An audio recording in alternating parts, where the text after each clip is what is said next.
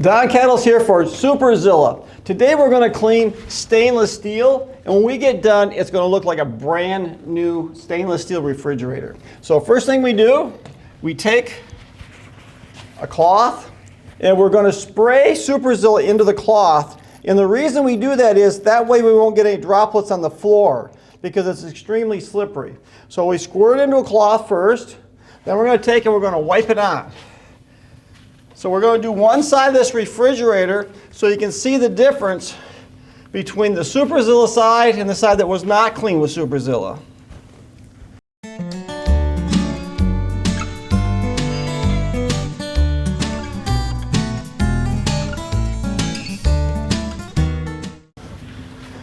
Okay, now we're going to take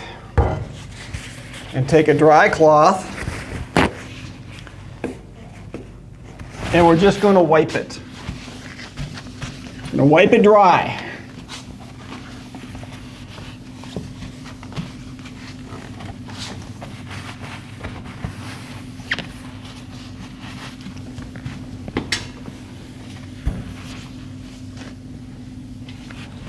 Now look at the difference.